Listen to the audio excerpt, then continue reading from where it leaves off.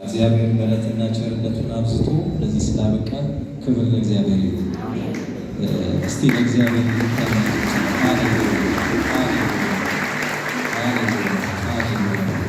ክብሩ ለእግዚአብሔር ይሁን። ተጠቅልሎ አሜን። የማንም የሚታይበት ነገር የለም።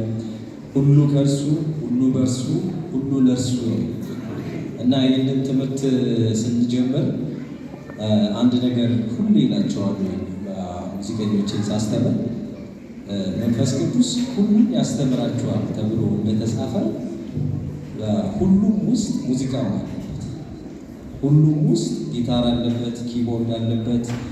የሰውን ሕይወትን የሚለውጥ መንፈስ ቅዱስ እና ሶስት ነገሮች ላይ ነው ከነሱ ጋር ጊዜን ያጠፋ ነው እና አንደኛ ሙዚቃ በቤተ ክርስቲያን ውስጥ ያለው ቫልዩ ምን ይመስላል? አሁን ከረንትሊ የምናየው ብዙ የምንሰማቸው ነገሮች አሉና ሙዚቀኞቻችን እግዚአብሔርን የሚፈሩ እንዲሆኑ በጣም እንፈልጋለን። ለምን?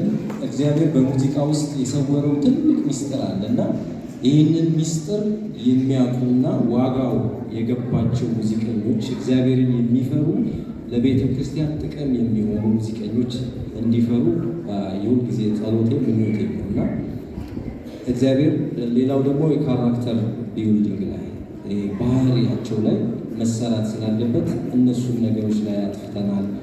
መንፈሳዊ እድገት ላይ ሰርተናል እና ሚውዚክ ደግሞ ፐርፎርማንስ ቲዮሪ እና ፐርፎርማንስ ፕራክቲካል የሆነውን ነገርም እየሰራ ነበር። 2 ወር ነው የፈጀብን። በ2 ወር ውስጥ እግዚአብሔር በጣም አስደስቶኛል እኔ ምክንያቱም ፍሬ ማየቴ በጣም አስደስቶኛል። እግዚአብሔር የተመሰገነ እና በቃ ለእግዚአብሔር ክብር ነው የተጠራ ነው። እግዚአብሔር እንድናከብር ነው እግዚአብሔር ቤት የመጣ ነው። እዚህ ምድር ላይ እግዚአብሔር ያመጣን ለክብሩ ነው። ሌላ ምንም ዓላማ የለውም። የእሱን ስራ እንድንሰራ አምጥቶናል። እግዚአብሔር ጥሩ ነገር ሰርቶልናል።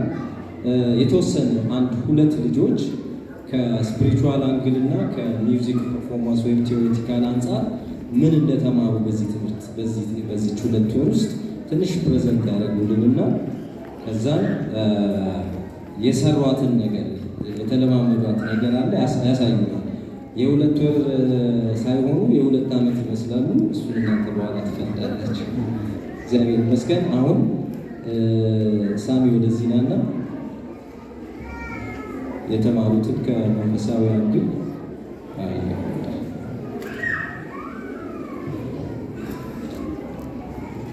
መጀመሪያ ውስጥ እናመሰግናለን። ስሜ ሳሙኤል ከበደ ሲሆን አሁን የማቀርብላችሁ በዚህ ክረምት ውስጥ በተማርነው የሙዚቃ ትምህርት ውስጥ አጠቃላይ ሀሳብ በመንፈሳዊ ሕይወት ምህዳር አንጻር ጥቂት ገለጻ አደርጋለሁ። እንግዲህ እንደሚታወቀው እንደ መንፈሳዊ ሰው ሙዚቃን ስናየው በችሎታ ብቻ ማየት የለብንም። ምክንያቱም በመጽሐፍ ቅዱሳችን ውስጥ የምናገኘውን 1ኛ ሳሙኤል ማየት እንችላለን። እዛ ላይ የምናገኘውን ዳዊት ብንመለከት ዳዊት በገና በሚደረድርበት ጊዜ ከሳኦል ክፉ መንፈስ እንደሚርቅ እናይ ነበር። ዳዊት በገና መደርደሩ ችሎታ ሆኖ ሳለ ግን ከሳኦል ክፉ መንፈስ መራቁ ደግሞ ከእግዚአብሔር የተሰጠው ጸጋ ወይም መንፈስ ቅዱስ ከሱ ጋር አብሮ መስራቱን ማየት እንችላለን። ሌላው ደግሞ ዘፍጥረት ላይ 3 ላይ ብናይ ስለ አቤልና ስለ ቃየል ማየት እንችላለን። አቤልና ቃየል መስዋዕት ባቀረቡ ጊዜ እግዚአብሔር ወደ አቤልና ወደ መስዋዕቱ ተመለከተ ይላል። ምክንያቱም እግዚአብሔር ከመስዋዕቱ በፊት የአቤልን ሕይወት ነው የተመለከተው። ስለዚህ እኛ ከሙዚቃዎች ስናገናኘው እኛ ለእግዚአብሔር መስዋዕት ከማቅረባችን በፊት መጀመሪያ ሕይወታችን ለእግዚአብሔር መሰዋት ወይም ለእግዚአብሔር ያማረ ማድረግ አለብን ማለት ነው። ቀጣይ ደግሞ 2ኛ ነገሥት ማየት እንችላለን። 2ኛ ነገሥት ላይ ኤልሳ በገና ደርዳሪ ባስጠራ ጊዜ በገና በደረደረለት ጊዜ ከእግዚአብሔር መልእክትን ወይም ትንቢትን ተቀብሎ እንደነበር ማየት ይችላል። ስለዚህ በአጠቃላይ ሙዚቃን በመጠቀም ከእግዚአብሔር መልእክትን ሊሆን ይችላል፣ ትንቢትን መቀበል፣ ሰውን ማጽናናት፣ ደዌን መፈወስ፣ የተለያዩ ማድረግ እንደምንችል ማየት እንችላለን። ስላዳመጣችሁ ነው።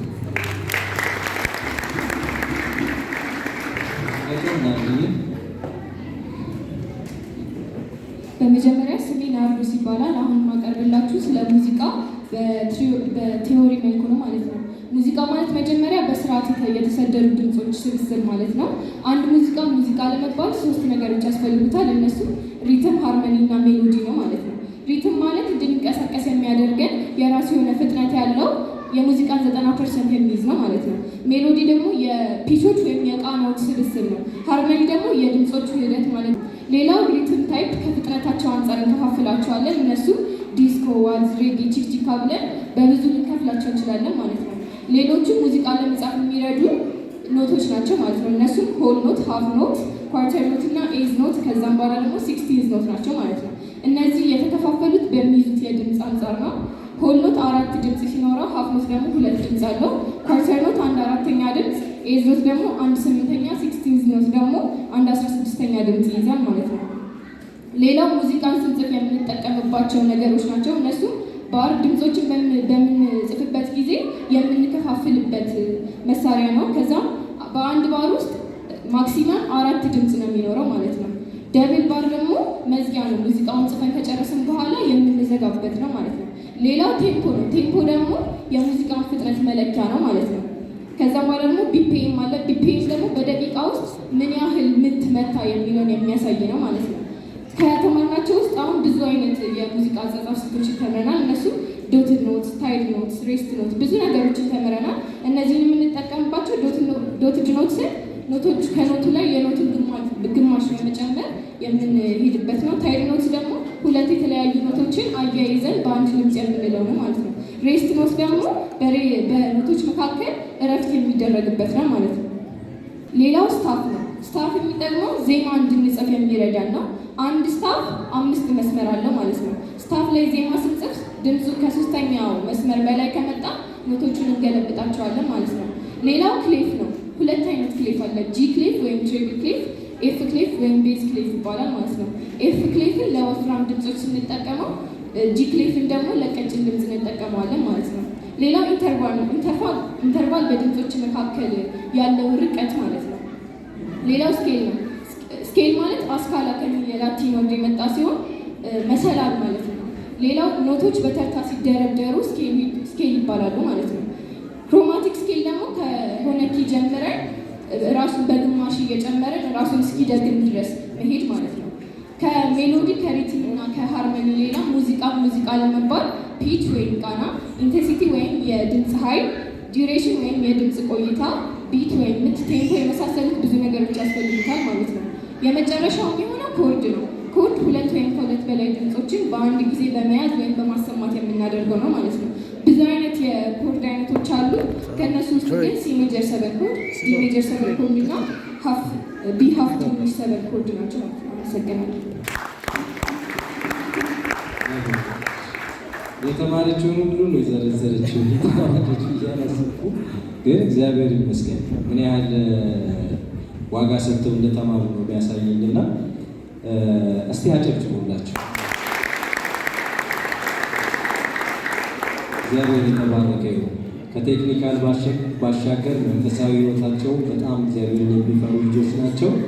አሁን የሚያቀርቡልንን መዝሙር በጥሞና እንከታተላለን። እግዚአብሔር ይባርካችሁ።